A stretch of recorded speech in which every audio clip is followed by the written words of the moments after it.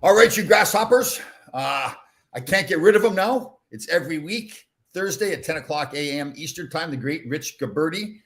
I met Rich Gabberty coaching for the Westchester Mariners, and I've always meant to, well, not always, I keep making that mistake. For the last few years, I have meant to contact him because every time I go somewhere and meet a young guy that I coached, they've always said how great Rich Gabberty was. He's a terrible hockey player, but he's a fantastic coach. And I say he's fantastic, not just because of his coaching the hockey game, but he also does a lot for the young men while he's coaching them, really shape them as people too. So Rich, how are you doing? I'm doing great, Tom. And like the scene in Bronx Tales, now you can't leave. I don't know if you saw that. That's a great movie. Have you seen Rich that movie? What's that? Sorry. Have you seen Bronx Tales? No, I never have. All right, we have to talk. I know there's a lot of movies, the famous movies I just haven't seen. We got to help you out a little bit. Yeah, I know. I'm here to help you. So Rich and I both got into the same world, both doing motivational speaking, helping others. And it's, I've seen some of the stuff he's done online. He's doing some fantastic stuff. We got together. And if you've seen my new videos, my new reels and everything, Rich is responsible for this. He's got me smart. I'm a tough sell sometimes, a little stubborn, but he's convinced me to get on and do reels and all this kind of stuff. So, and you're doing a great, wait, hold on. And you're doing a great job. You know what's funny? I got my phone here, my iPhone 11, and I go take pictures at the beach where I walk at Todd's Point in Greenwich. And everybody's like, "Oh, Tom, those pictures are unbelievable." And I have no clue how I'm doing it. I point the phone in the right direction. It's the same thing with the videos. I love the way they come out, but I don't know, like picking the music and everything. Maybe I have more of a creative bone than I thought I did. But listen, everybody does. Yeah, it's true. Just gotta let it go, right? Yeah. Well, you can't have that. That's the voices in your head. The voices in your head saying, "This is not cool. This is silly. This is, I'm not good enough." Whatever the hell it is. It's true. Yeah, like people aren't gonna like it or whatever. Just rip it. Hey, a little bit of a sad story. We were touching on addiction a little bit, and a little bit of a sad story in the hockey world. Bobby Ryan, former player up until last year. I know the look at his face. He's fine. He's not. Yeah, but he was in rehab. I think he hadn't drank in about 2 years. He was found in an airport down in Nashville, just right out of it. Didn't know where he was. Apparently, he tried to take something out of the store. I think the story goes that he didn't take it, but I guess he officially took it out of the store, but didn't keep it with him. And then they found him in a bar in the airport.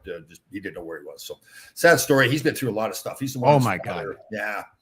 And it's interesting because again, I do that other show with that Jackie Strong, and she was telling me, and you may have known this already, I really didn't know it, that a lot of times in people that have an addiction problem, it stems back to when they're in their youth, where they had some kind of trauma in their youth. Did you know that? I didn't realize that. Well, yes, I've heard that, and I've been around, obviously, in the music business. I've been around and involved with a lot of that. As a matter of fact, it's no secret that Steven Tyler, the lead singer of Aerosmith, he went back into rehab and just got out. So even at the age of 74, that stuff sticks around, and it's traced to trauma a lot of times, and it's traced to the things that happen in the youth. I mean, there are people that also say it's traced to past life. Is that right? So I mean, there's modalities like that say that what happened in past lives, or more specifically, let's keep it to this. If you look at the family tree, something that might have happened a generation or 2 generations ago could contribute to it. Yeah. So before I forget to, I keep forgetting to mention that Rich was the tour manager for Aerosmith for many years as well. So he's got a lot of stories about those guys. We'll have that show them. Yeah.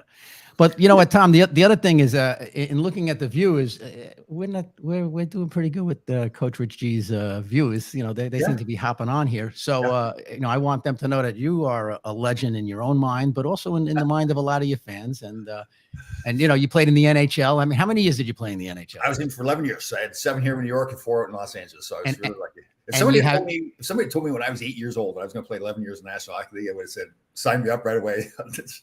But and thanks, because that's a great question. So when did you kind of feel, because I know we've both been involved around youth hockey and coaching youth hockey or talking to youth hockey parents and whatnot, and everybody's going to the NHL a lot of times. And I know, how are you? and all of that stuff. When did you start to feel like you had a shot? Yeah. Well, I wrote a paper. I can't find it now. My parents had kept it. It's one of those things that is like 7 years old. I wrote a paper, the first day back at school, they tell you what you do during the summer and what your dreams are for the future. And I wrote in that paper that I was going to play in the National Hockey League. Now, that's a 7-year-old. I didn't. That's awesome. Yeah. And I was a terrible player when I first started too. I couldn't skate, couldn't stand up. But I loved playing, just kept doing it. But probably when I was about 15 years old, they started a junior B team in my hometown, Bramley Blues. And so I was a local kind of prodigy, I guess you'd say. And one of the women that was helping run the team, I think her husband was a professional scout. And I'll never forget her saying to my parents, it wasn't me, I was off in the distance. And she said, my husband thinks that Tom's got a real good chance of playing in the National Hockey League.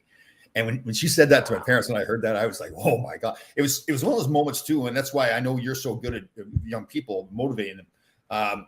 It really stuck with me. Like really, it was a motivator for me. And I think I've always thought of that when it comes time to help other kids when you go to these camps, like really encourage them, make sure that their dreams are to play in the National Hockey League, make sure they understand, listen, you've got to get, the chances are against you. There's no question.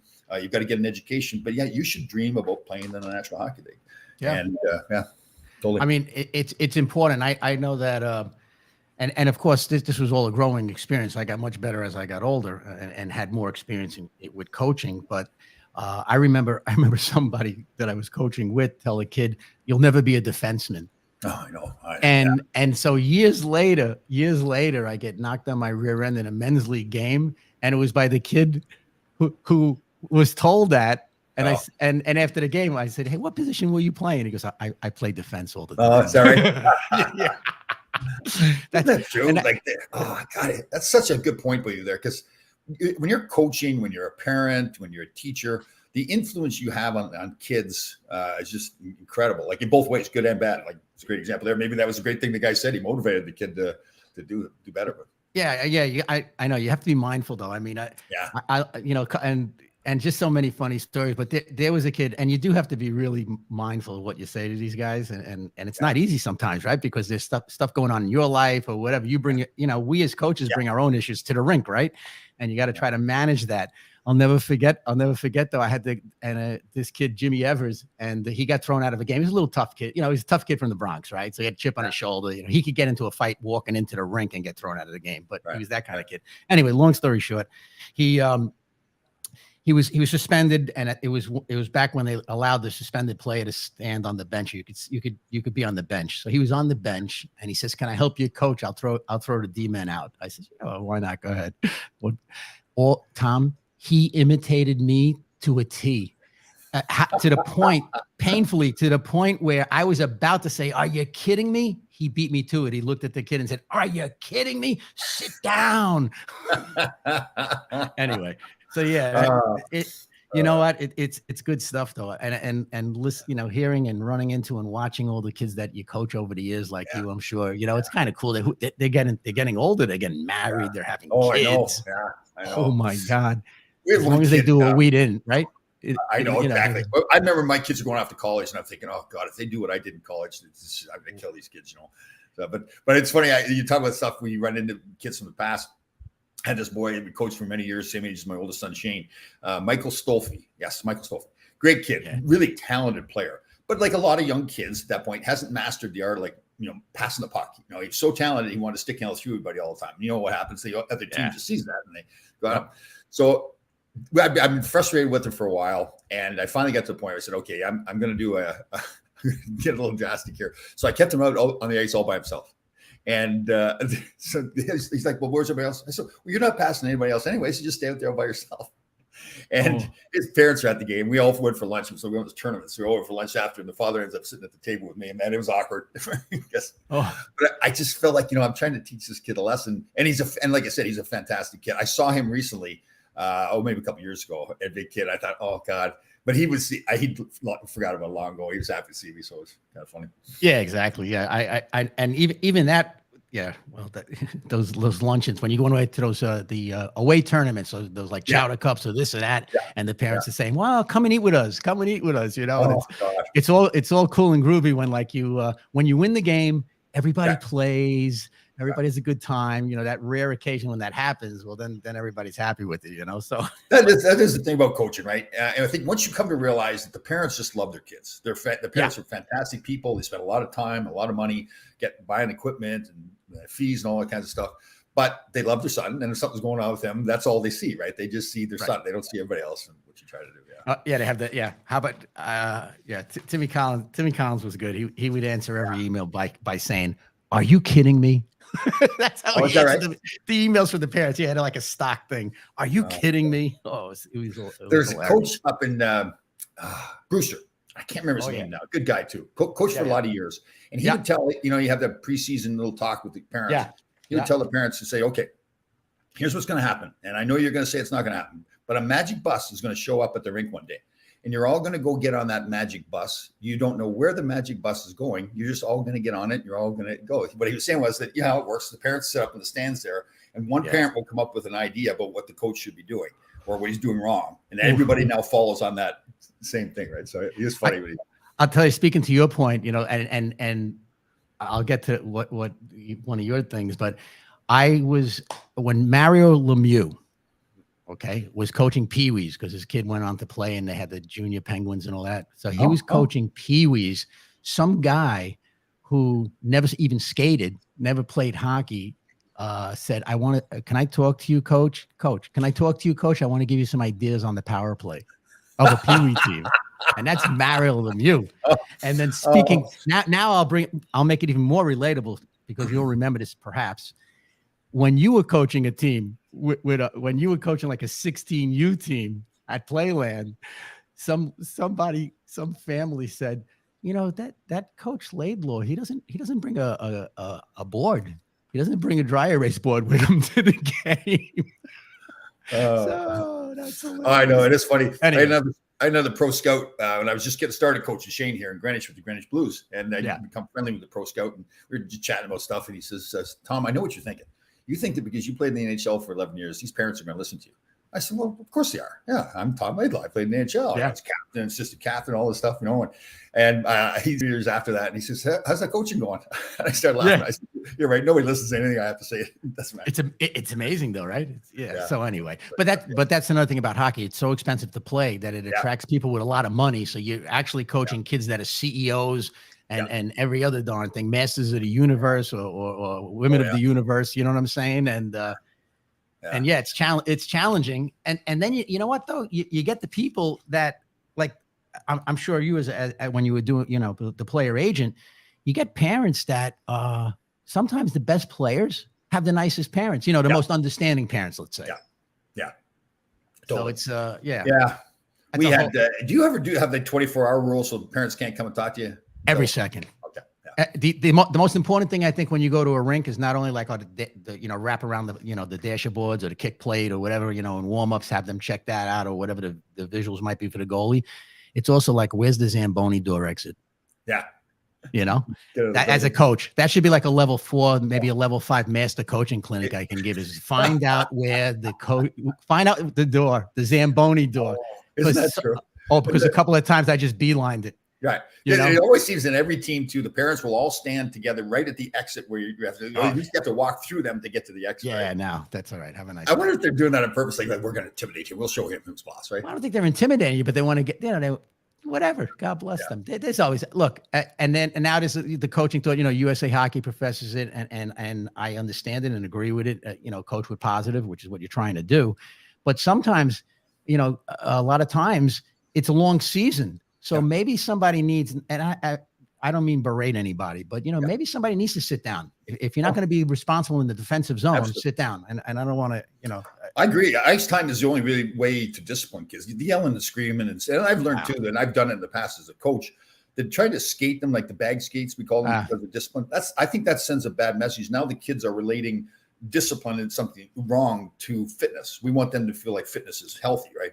100%. Without a doubt. The flow drills, the small area games, all of that stuff. I mean, you could exhaust somebody with flow area games. The small area games. Yeah, totally. Yeah. We had a scene this year, so I helped coach the girls' high school team here in town. Oh, there you go. And the head coach was nice, really nice young girl, really good player, good coach, really knew her stuff.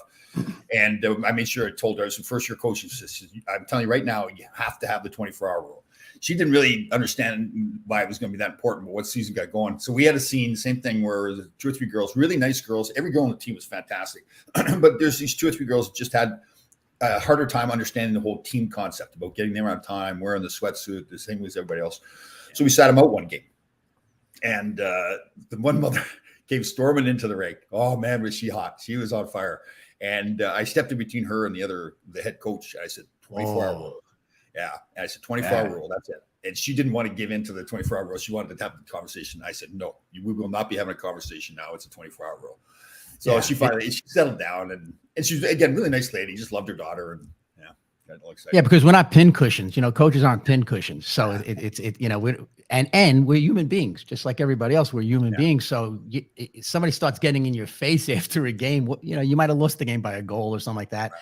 Or sometimes I think some of the worst stuff is when you win a game, like you actually do something as a coach that doesn't win the game, but some of your strategy, let's say, does work, and the team, puts it in effect, and you win. So you're feeling a little good about yourself, and you just want to leave the rink. And then all of a sudden somebody collars you, and, about whatever. My son wasn't on the power play at the end. Right. What was wrong? Well, we needed a lefty shot. He's a righty shot, but what does that mean? Whatever. I know. I agree. So Rich, anyway, you and I are kind of on the same journey here, doing this motivational speaking and everything. Do you feel like you always had that inside you, and you've now just brought it out more? Because that's how I feel, that it's always been there, and I just really never used it as much as I could have. Okay. So with me, I had to build it up, let's say. So when I was like, up in my 20s is when it started to build up, and I started doing more motivational things. And then in 1989, March 13th, as a matter of fact, March 13th, 1989, I was asked to speak in front of 6,000 people for a transportation convention. And whether the person, it was kind of last minute. It was maybe like 90 days out. And I had done little things prior to that. And I just said, the heck with it, okay, we'll do it. And my mom, God rest her soul, took stenography, and she was able to, I could talk like this, and she would then transcribe it and give it to me. And that's how I made my speech. And I had a pot of coffee that morning, and I did it. It was really by luck. I did a lot of the things that we do now, Tom. Like before something important, I went to the gym. I got my cardio up. I had a good night's sleep. And then I had like a pot of coffee, and I figured, let me run from the back of the auditorium right up the aisle and jump on the stage. And that's how it started. And there's tape of it, no video, but there's tape of that somewhere. I gotta get it converted. But anyway, so once I did that one, sometime around that time, I ran into Fran Tarkenton, the Hall of Fame quarterback. He played for the Giants and the Vikings. Yep. And he was at an airport. I was working with Aerosmith, and I was going to the airport. Back then, you had to go get the tickets for the next day. I had to go get tickets, and I see him. He's stranded. He wanted to know where his car was, and I said, "Hey, I'm not a chauffeur, but get in my car. I'll drive you into the city, Fran." Long story short, we became good friends. He was in town to go speak at Fairleigh Dickinson University. Yeah, he did a lot of speaking, right? Oh, he does. He's amazing. I mean, he had that show. That's incredible, but he does a ton of it. Guy was so motivating, sat in the front of the car with me, obviously. And we talked the entire ride, no traffic. You figure you pick up somebody that you want to talk to, you want to hit traffic a little bit. No traffic going into the city. He said, "What are you doing? Let's have dinner." We had dinner, regular guy like me and you, spectacular guy. And we became lifelong friends, and he helped me get into doing it back then, doing the motivational speaking. And he put me in some really great arenas doing that. So, and also ran into Tony Robbins doing that. Tony Robbins is a big positivity guru, for lack of a better word. Right. And Fran is the first person and I was around during that time with Fran. He's the person who interviewed Fran. He's the person who interviewed Tony Robbins for his first infomercial. And so at that point, like I knew I could do it. And then though the other success I had in life, like I started to talk at a lot of conventions. And then about, 1998, I think if you got to watch when you do this kind of stuff, because if you start to believe your own bullshit, that really, and that's what happened. You know what I'm saying? When with success, and I'm sure you could relate to this, and the people the successful people you've been around. But you kind of start to believe your own bullshit a little bit. There's a chance that you might, you know what I'm saying? And once that happens and you start to surround yourself with people that pat you on the back and, you know, and all of that, and they're with you because guess what? You're going to good places and you're doing good things. And it seems like there's a lot of energy around you. That's, I think, when you forget, like, and that's when ego takes over. And that's why the best thing I ever heard was ego stands for ease God out, you know, and when you ease God out and you forget about gratitude, and you forget about the fact that, you know what, but you're lucky. You know, I mean, a lot of times, no matter, yes, you put the work in, but how many people like you put the work in and didn't make the NHL? Yeah. But I'll tell you, it's true, though. And I went through that, the different stages of life. So, you know, all my life, obviously played hockey. And then, so everybody, even when I'm a kid playing junior hockey and stuff, I'm getting away with things I shouldn't be getting away with. Everybody's telling me how great I am. You know, skipping school all the time. I couldn't get in school and ended up grades were terrible. I was lucky enough to get a scholarship and everybody's school. I'm a big man on campus, you know, captain of the hockey team, the whole bit. And even in the National Hockey League, it's all, you know, oh, Tommy the greatest. Now, as soon as the game's done and you're done playing, all of a sudden you realize that's done. That's over. I'm not an NHL player anymore. Nobody really gives a crap of who I am. I just got I want to finish that story, but I got a great question that Barry Shelley's asking. So Barry, so you don't know, is a veteran, lives up in Cooperstown, New York. Great, fantastic guy. He's got the Rink of Dreams. He built a rink up in his attic. And Hall of Fame induction ceremonies, really classy stuff. Yep. So would I rather play in front of 25 or stand in front of them? I like that question for a couple reasons. You know, once you get to play in the National Hockey League, the crowd, it doesn't affect you at all, really. You know, you like the noise. You know, it gets you going a little bit, but you kind of phase it out. Whether there's 18 people there or 18,000 people there, it really doesn't matter that much. But it's a great question as far as the speaking part of it, because I definitely would have said before that I'm not speaking in front of 25,000 people. If I was to be able to talk about hockey, I would have been fine. But to talk about passion and love and discipline and that kind of stuff that I talk about now, I never spoke that way at all. I just didn't speak that way at all. It was funny though, because I think I told a story where at the end of the season, this past season, they had myself, Stefan Matteau, and Glenn Anderson do this video where we were pretending we were trying out for the Blue Crew, the young people that throw the T-shirts and shovel and snow and everything. So it was a goofy, funny. It came out to be funny, but like that kind of goofy, funny stuff. So when they showed the video at Madison Square Garden, they had, at that same night, they had Dancing Larry, who has been to Ranger games. Dancing Larry's been around for 20 years. He gets up and dances. And they had me. They were going to have 4 Blue Crew members get up and dance with him. They normally do that now. So I was going to be one of the 4. So I was up dancing in front of 18,000 people. And I'll tell you, I am an awful dancer. I know I'm an awful dancer, but I had such a blast. And I never would have done that stuff before. Yeah, that's me. Oh, that's right. Me too. Me too. No, but it's me too. But it's funny because I never would have done that before. And a young girl, Taylor, that works for the Rangers, fantastic young girl. Oh yeah, filmed it. And when I got done, I was so into it. I said, "Man, I'm awful as a dancer." She goes, "It doesn't matter. You were so into it. It was unbelievable." Yeah, it's cool. So that I guess to answer your question, Barry, I'm much more comfortable doing things in front of hundreds of thousands of people now. It's just, I think I've come out of my shell, that hockey shell, much more, where it was like, okay, so when you're in the hockey world, and some guys are still like this, it's not bad if they want to live like that. It's fine. It's that they're kind of trained, or it's ingrained in their minds to do the same thing as everybody else, talk the same, eat the same, drink the same beer, and to break away from that, especially when the other guys are around. Like there's other guys around when I was dancing in front of 18,000 people, and they're all like, "No, you won't do that again." I said, "Yeah, well, I'll do it every day if I want to." It's just funny. So yeah. It's but I do think, and I know you agree with this too, it's that confidence and the love that you have in yourself now.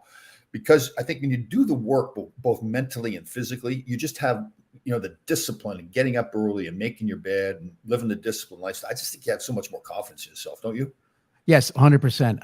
I think in your case, my case now, we've both left things. Obviously, I could talk about Aerosmith for the rest of my life. I spent so much time on the road and whatnot, and you could talk about hockey all your life. But now I think we've gone past that. And I think the reason why we have that confidence is because really we're talking about our own journey. Yeah. So it's no one else's journey. This is our journey. I'm not going up there talking about rocket science. I'm not trying to build a Tesla or any of that kind of stuff. Yeah. The reason why I was able to talk in the past about, that speech in 98, that talk, was because I was talking about the transportation industry. And that's all I did with Aerosmith is, planes, trains, automobiles, whatever. That's what I did. Same thing with you with hockey. Yeah. you know, you could talk about hockey because that's you. But now you could talk about the true grit life because you have been living it. I think what happened here, Tom, you know, looking at you from the outside as a friend, is that you are now verbalizing what you did. Yeah. You were always your own man. You were always your own man, and you did what you wanted to do, but you had a moral compass. That's a big difference than somebody who does what they want to do, like Genghis Khan or some other crazy bit, you know, guy and kills everybody. You always had a moral compass, and you did what you wanted to do. And you know, sometimes maybe people say that's obnoxious or that's narcissistic or whatever the terms they put on you know, guys nowadays. Yeah. But you're doing what you want to do. But you know what? In doing that, look, you're editing your own videos now, you know, but that's something we create, and you're doing a damn good job. That, you know, the thing that's annoying me is I give you this little tip and then you like start really kicking ass and you don't talk to me anymore. You know, okay, I got this from him. I'm afraid not to share anything with you, for Christ's sakes. Got when I need it. That's right. Yeah. Done with it. Wow. Yeah. You call me when you need me. Wow. How's that like my life? I think that's a very good point. That's a little thing in my life now. And obviously you did help me with that, but it's something I would have just, like, you mentioned this before the show. You said it very well. I probably would have been afraid to put it out there because people aren't going to like it. People aren't going to like it, right? Now I don't think about whether other people like it or not. I said, well, I like it. It looks good. So, you know, it looks like a Fellini movie, for Christ's sakes. You're walking past you're walking into the sun. You're walking out of the sun. You're making the bed. You're going, you know, no, it's good stuff on the serious side. And it's a good app, and it's not easy. But even talking about this stuff, but you know, this works. I feel that, how do you like that? I feel that people want to know about being self-aware, self-awareness, self-love, stuff like that. You know, it's like the guy who gets divorced 3 or 4 times, which is always a possibility. It's maybe one of my yets, right? Yeah. But you know what?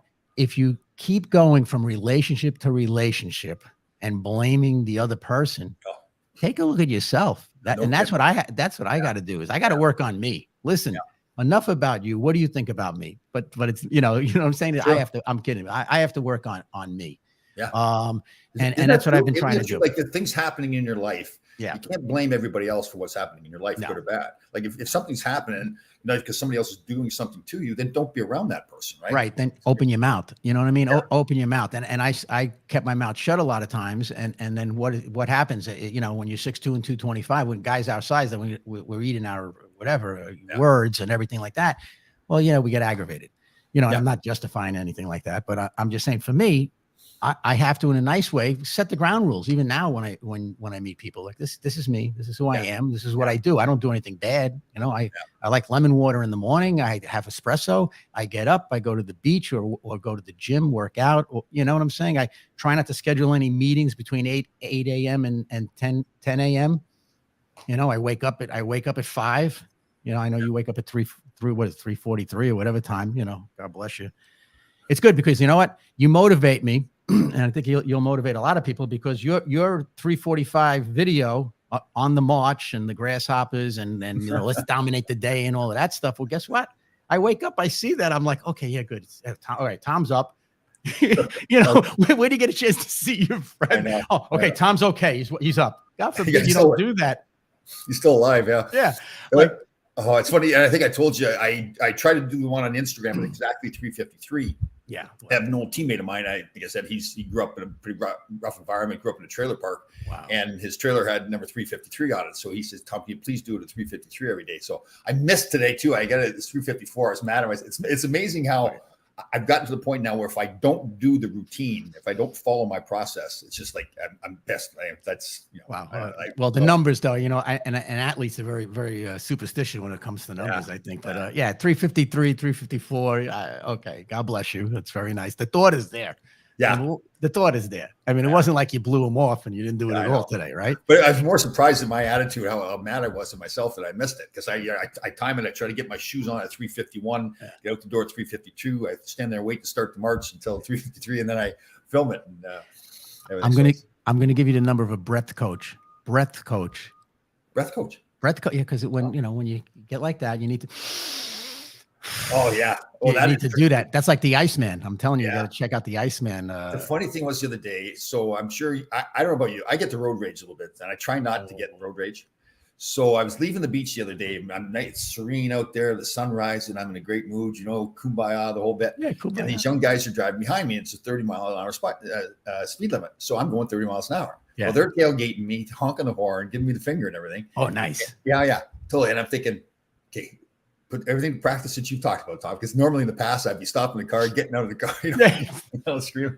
So I just caught, they went around me, giving me the finger and the whole bit. And I was like, and I started laughing at myself because I was so calm. I was thinking, okay, this is good. Because I didn't feel the need to show my ego and go out and prove who's the tough guy. I was more dying laughing at myself because of the reaction. I wasn't because God forbid you get out of the car. There's no referees in life anymore. You know what I'm saying? There's no 5 minutes in the penalty, 5 minutes for fighting. You should have just told him, do you realize I fought Marty McSorley or somebody like that?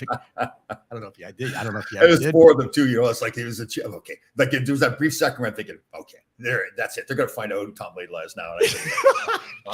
Calm down. The progress we're making, Tom. Isn't that true? Yes. Touching our feelings and everything. Yeah. Oh my God. Yeah. We touched on addiction there a while ago, and I mean, obviously, like in the hockey world, drinking beer was a huge. From the time I was really playing junior hockey, 15, 16 years old, we weren't supposed to be drinking beer, but that was just the way it was. So I all through college, we weren't as bad, but turning pro, I did not realize how much beer was going to be part of the environment. It was just the team would supply the beer. It was kind of like it was a bonding thing for the team. Since that happened, there's been a lot of like Philadelphia when they were winning their cups from the Broad Street Bullies. There's been a lot of guys from that team who've had alcohol problems after the game because they just became. So, I mean, we talked about like a trauma that happened in the past, but do you think it's also could be just the environment you grew up in? That I guess there's a difference between drinking a lot and then stopping, and then being like clinically addicted, right? Right. So I'm wondering, like for me, even when I got done playing, I got in the agent business. I started getting clients. These kids are calling me late at night after a game, and I'm still in that same hockey mode. I had 6, 8, 10 beers. Yep. I'm waking up the next morning going, "Geez, was I mumbling? Can I remember everything the kids said?" It really scared me. Like I started to realize, man, I've been drinking beer every day for the last 15 years. So I went for about 5 years without drinking at all, and I really didn't plan on it. But once I started getting away from it, I realized I realized how much it was part of my life before. And then I didn't want it to be part of it. I wanted to be successful in the agent business. I had a young family and everything. And it was scary for me. Like I started to think like, wow, do I really have a problem? So quitting for the 5 years was fantastic. Just say, okay, it's under control. But just interesting when you get in an environment. I mean, you were the same thing with Aerosmith, right? With all the drugs and all that, right? Yeah. I mean, drugs back then, when I started with them was 1980. So I had already gotten out of college, but during college, I mean, that was the Wild West. It was the disco era, and we worked. We were all a bunch of big guys, and I was the smallest guy, probably one of the smallest. But anyway, we worked at nightclubs. So we worked at nightclubs. There was partying. I mean, back then, when I first started to work in the nightclubs, cocaine was something to keep you alert. It would be like a Red Bull. Cocaine was like a sugar-free Red Bull or a Red Bull. So that's how that started. Then people started to overdose on it, and then. So that was always part of it. Then when I went in with Aerosmith, when I got in with them, well, that was the major leagues. I mean, that was my NHL, that was my NFL, that was every sport that I, whatever. That was a top band. And as a result, the partying, and I'm not talking out of school here because you could buy any book about it, any of these bands, and it was debauchery. Why is that? Why are drugs so prevalent in that environment there, the rock bands and everything, all the bands? Well, because it really is part of that sex, drugs, and rock and roll. So it's really hard to find a band that's comes out of the box that's sober. And I'm sure that fans, will be able to tell you that it's their band or whatever. But Aerosmith was a heavy metal band when I started with them. A bluesy rock band, whatever. It was before all the ballads in the '80s, and it was very prevalent back then. And they call it in that they call it people, places, and things. So if you are with people in places and doing things that are drugs and alcohol related, well, that's what happens. So if you remove yourself, guess what? They call it being a dry drunk. So if you take yourself out of that environment, okay, now you're dry drunk because you're not really finding out what the cause is, that caused you to to do that, you know, Right. because once again, it's about us. It's about me.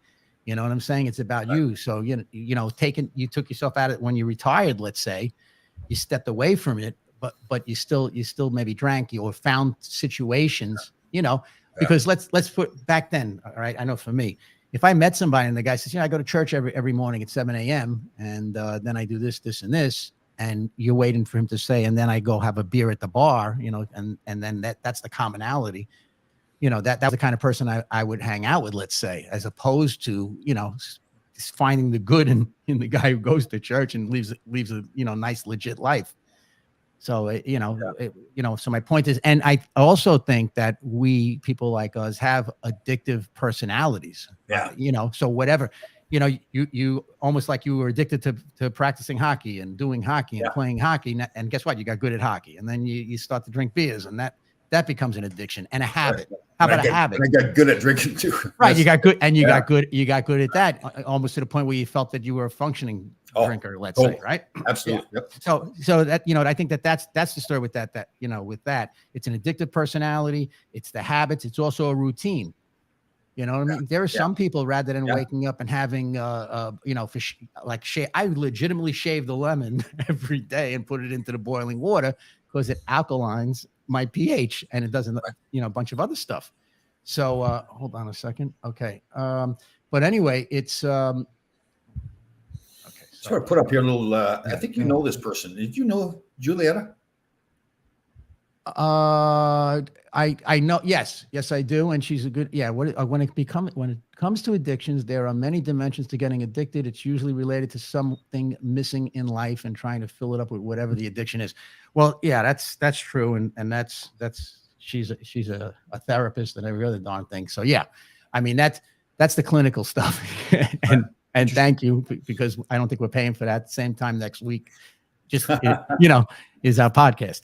But yeah, I believe so. You're looking for something. Well, that's also why people join gangs. That's why they join, you know, think about it. Like a hockey team is really a gang. It's a team, you know, it's a different thing, but it's a group of guys traveling the country, you know, with one thing in common, and that's to play hockey. Same thing with a band. The band is traveling the country and with one thing, you know, to get on the stage and perform. And I got to tell you, I remember the day that I was told that my career was over. I was out in Los Angeles, the Great Western Forum, and I was shaking. Like I knew it was coming too. That was the strangest thing. I'd hurt my back. I knew my career was coming to an end.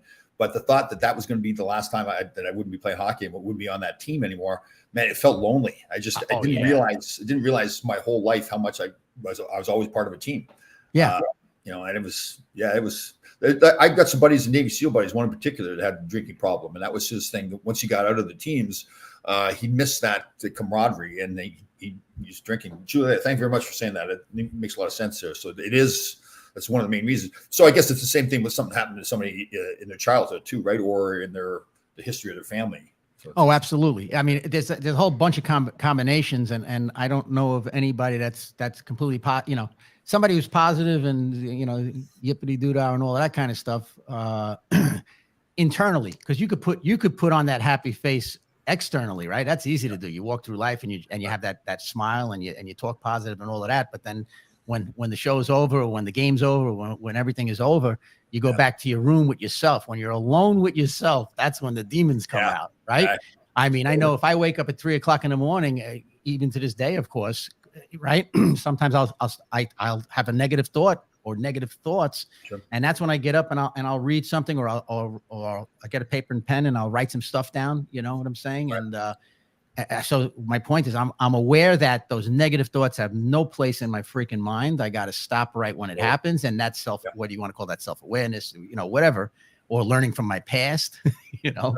Right. Do you think that's why it's so important to have that routine too in the morning? Like for me, it is. Like I have to. Like if I'm getting up and I've just got nothing to do, I'm just sitting on the couch. Like then, your mind, you get lazy thoughts, you get negative thoughts.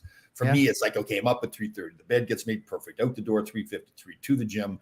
You know, I keep the music off. I like listening to country music. It doesn't fire me up, so I keep the music off, and that's all positive thoughts. Like I'm going to talk to myself. I'm going in the gym to pound some iron, right? Yeah, no, and it's awesome. I mean, look, I do the same. I mean, I wake up, I do the lemon water, I do the shot of espresso. Excuse me. and then I don't have eggs every day, but I'll have something so that I'm not starving. And all the while, because the music point made me think of, I put on YouTube. I put on the YouTube channel, and there's some channels on there that I subscribe to that are about focus. Yeah. You know, I listen to stuff to get me tired, you know, sleepy, not even tired, to relax me. But then I'll put some stuff on for focus, and it works, and it has to do with megahertz, and has to do with all this other subliminal stuff. And I'll listen to that.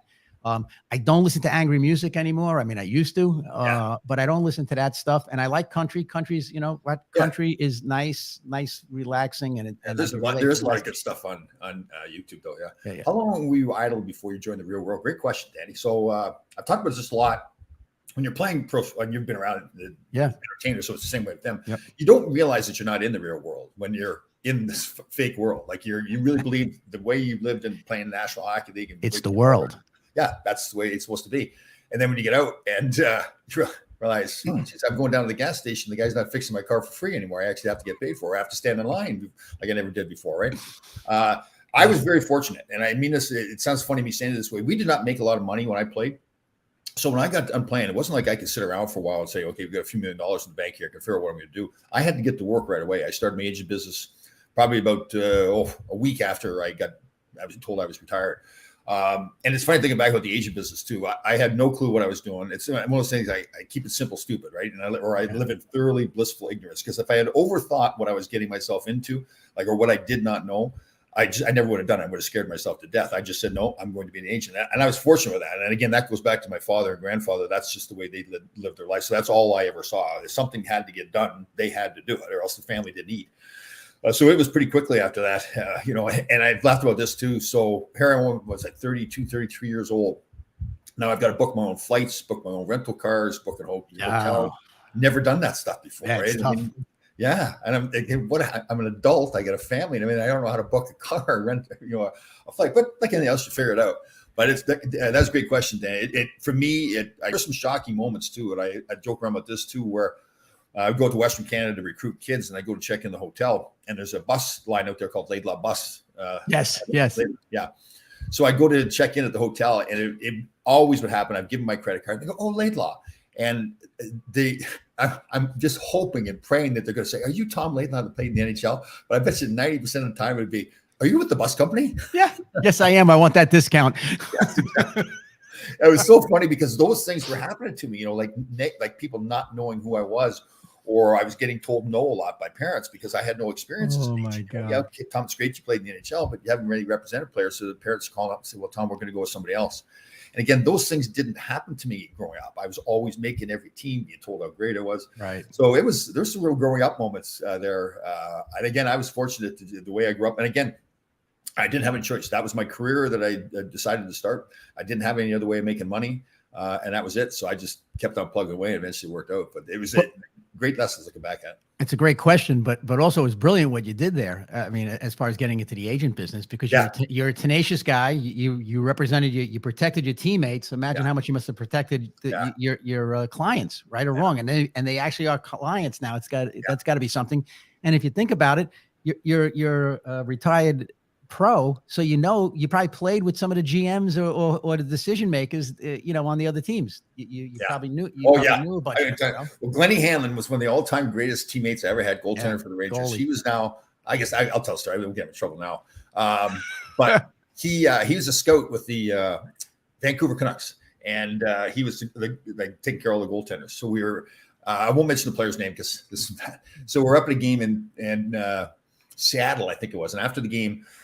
They had a kid, the goaltender for the one team, was a 9th round draft pick of Vancouver's, and Glenn was going to meet with him. And I'm hanging out with Glenn outside the locker room, and the boy already had an agent and everything. So Glenn grabs him, brings him over to me. He says, so-and-so, this is his name. This is Tom Laidlaw. He's your new agent. And that's how I got my first client right there. I was happy. I felt bad. I knew the other agent too, and I felt bad for him, but well, that's just the way it goes. I know you step on toes. I'll never get credit. I'll never get credit for that cutting thing, the splicing thing. 5 years from now, nothing. I'm not giving you credit. Oh no, no, God forbid, not me.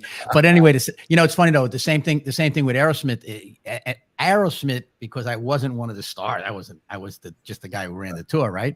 That when the music stops at the end of the tour, And instead of making the left to get on the private jet, you make the right to fly commercial. And like nobody knows you got to wait online. That was like a real slap in the face, but it's the real world. That's the real world. Yeah. Or I would go to a mall, let's say, and buy stuff. And I wasn't with one of the stars. So no one, no one notices. They didn't care less who the hell you are. You know what I mean? Yeah. So it is a funny thing back about starting the agent business too, because when you go to the draft, it's a big deal. And I think my first time I was at the draft as an agent, first time I was at the draft at all, I think it was in Montreal. And when you've got like a first round draft pick, you're right down by the floor. And then, like the second round draft picks are going to be up a little bit higher in the seats. And I've got nobody. So I'm up in the last row of Montreal 4. Here I was probably 8 months away from still being in the National Hockey League, where, you go into an NHL rink, you're there on the bench, you're playing, you're the center of attention. Now I'm sitting up in the rafters and I'm steaming. It was, I look back at it, was one of the best things I ever did, put myself through it, because I've made a vow then. I said, I will never sit up here again. I am going to have clients that down below. And I'll never forget, I had the first time I had a first round draft pick. It was in nice. It was in Edmonton. Ryan Smith was my first round draft pick. Great player. Yeah. And I remember thinking to myself, this is it. You made it finally. So that's awesome. So now with you take all that experience and now you have that the true grit life. Mm-hmm. That you have, and you have a great website. I mean, the website's fantastic and it's well put together. And so now you talk. When you talk, you must talk. What do you talk about when you speak at these? Sure. Great. I had a presentation I put on a Zoom presentation on Monday with a company out of Stanford. Their headquarters was all of their sales team, and they have a monthly meeting, and the boss wants to get somebody motivational in. So I was feeling, it's amazing, right? Like, when you play, or like, by the way, your other speeches too, you just know when you've done well, like you're prepared. Yeah. And this presentation, I felt so good. Like, in the middle of it, you just feel really confident with myself. You could tell that the emotions coming out, you're talking. So I talk a lot about, like that, what I said, okay, there's two things guaranteed in life. Life is not fair and you're going to make mistakes. And the sooner you learn that, the quicker you'll be able to get up after the mistakes or after the unfair things happen to you. And I go back and I tell some stories and mistakes I made in the past and how I recovered from them. And I'm really not knowing what I was doing, but realizing what I learned. I have more. I learned I make some stupid mistake and I recover from it. And I'd learned, again, growing up on the farm with my father and grandfather, that when you're recovering from that mistake, go harder than you were going before. Like, come back with a vengeance, Yeah. And so many mistakes I made me better at what I was doing, either as a player, as an agent, as a father, definitely not as a husband, saying I'm divorced twice. Yeah. Well, so that was. And I really try to leave time, like at the end of the presentation, for some questions and answers. And you can tell if if I've had a really good presentation, there's a lot more questions too. Comments about it. So how about you? Yeah, no, I mean, basically the same thing. I just, I think that the important thing is adversity. You're going to face adversity, and it's how you deal with that adversity. And hopefully you take a step back and you realize what's happening, and then you go forward with positivity, because statistically and science will tell you, the stats and science will tell you that a positive attitude will create positive results. So I believe in that. I believe in going for it. Set up your goals, get help with setting up goals, set them up. And then once you have those goals, go for it. And don't worry about what people say. I mean, obviously, I'm not at this age going to do pole vaulting in the next Olympics, but I mean, so they should be semi-realistic goals. But who's to say how realistic they are? Well, that's the person who makes them. So it's about going after your dream, and once you make that decision, go for it. And it might not be popular. It might not be a popular one. And realize that you're going to make mistakes along the way too. Tons of mistakes, but learn from them, right? Same thing like when you're coaching, learn from the loss and how you could beat that team. Same thing in life. Learn from what happened before, so you don't repeat it again. And a lot of times it comes with, you got to change something. And it's usually, for me and others, it's ourselves. We've got to change ourselves and how we look at things. But I think that being positive in life and looking at the positive in life is so helpful. And those are the kind of things that I talk about. And whether that's in business, creating the right experience for your customers, creating the right experience for the people that are working with you and for you, appreciating those people, a pat on the back. Think about it. a hockey game, hockey game or a rock concert. There's all those support people, the ushers, the ticket takers, or let's say in the Rangers situation or the NHL, the interns. I mean, all those teams hire interns, and some of those kids that are in the social media department that are interns, they do a phenomenal job, and they're so proud of it. They're so proud of what they do. How hard is it? Somebody like yourself, all you got to say is, "Hey, thanks a lot." Yeah. That, like, just even mentioning the girl who took the Dancing Larry video of you. I've learned that. That's very true. They had me come to the Garden near the end of the season and just go around the workers, like the concession workers and everything, and just thank them I was really surprised how much it meant to them for me to be there and say thank you to them. A ton. Cool. Even with Aerosmith. I mean, there are guys there. There are guys like with rock bands, not just Aerosmith. All those rock bands, the roadies are incredible. And think about it. When you go on a tour with a rock band, you got sometimes you have 40 tractor trailers worth of equipment. Right. Wow. Some bands have complete sets of stages. Like they in other words, they have an advanced team that sets up a stage beforehand, let's say. So when you fly when you move to the next city, then it's all set up already for you. Yeah. But those guys are working, they're working like 18-hour days. You got guys hanging the lights, this and that. They're making decent money, but not a ton of money. All you got to do is say hello to them.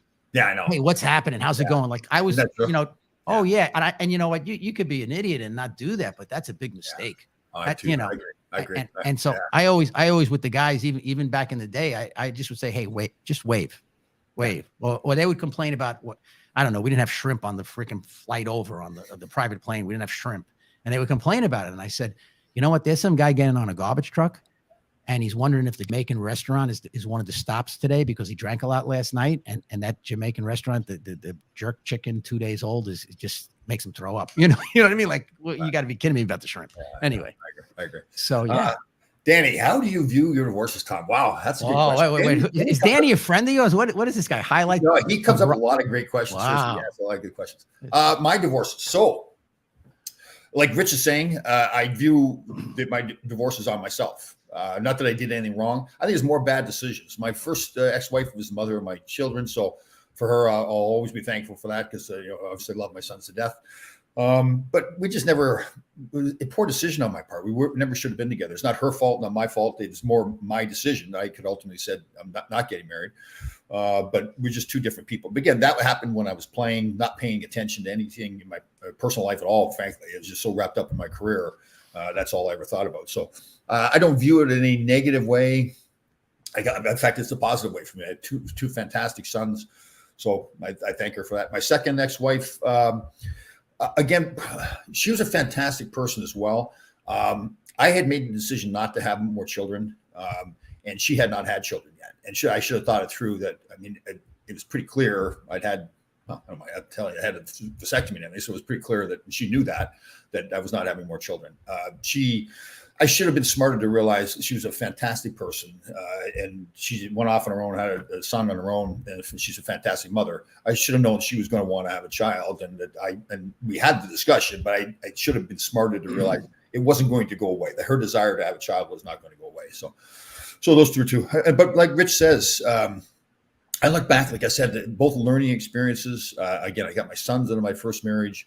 My second wife was a fantastic person. I learned more. I should have, I think I was probably still selfish and just thinking of me, not thinking as much about her going into that relationship. So I don't look at anyone as negative, but again, I did learn a lot from both those relationships. So.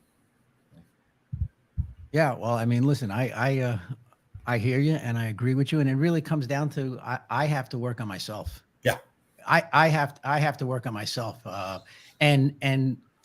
For me to say that I have any regrets, the regrets are that I didn't work on myself because yes, I have two great kids. Okay. I don't wish any ill on anybody. I'm not one of those guys right now sitting here that's going to complain about either or any of the people that I've had relationships with, long-term relationships with.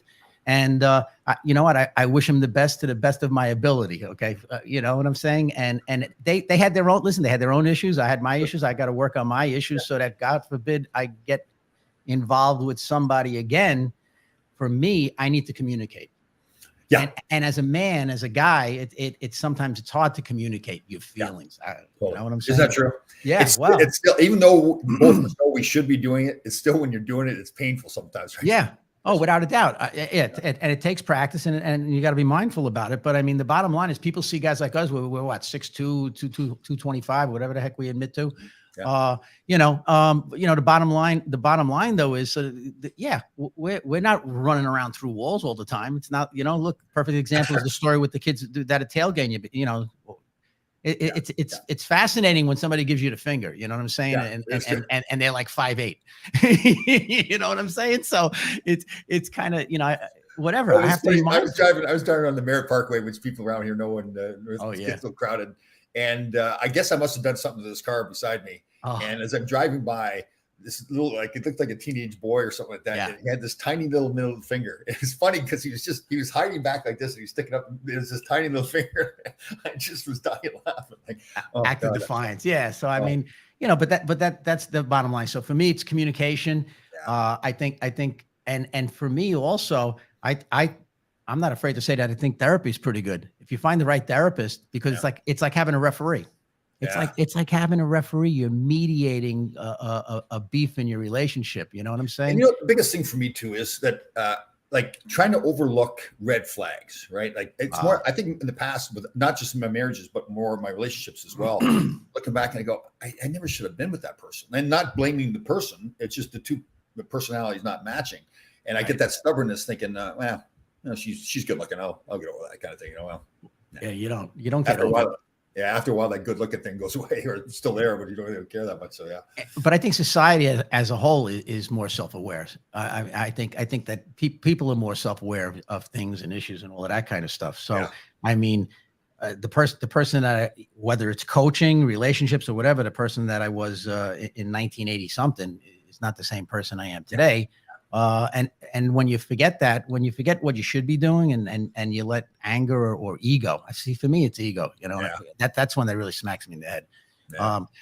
As far as that goes, because I think that trips a lot of other things, you know what I mean? And the other thing and I learned so much being around Aerosmith, especially in their recovery and their battle with addiction, is something called HALT: hungry, angry, lonely, tired. So those are things that I try to be mindful of, because I try not to be hungry, so I take snacks a lot, right?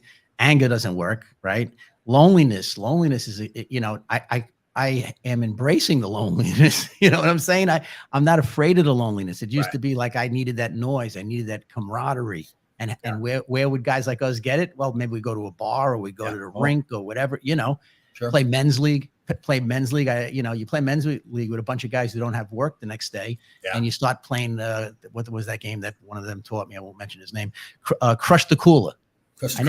Right? You ever hear that one? I've never heard it. I never heard it called that, though. That's good. Crush the Cooler. We played at Playland. You play at Playland, let's say, and the game ends at 11 o'clock, and you crush the cooler. And the next morning, when the Zamboni guy comes in to get ready for the morning skate, you guys are still out there in the parking lot. I know.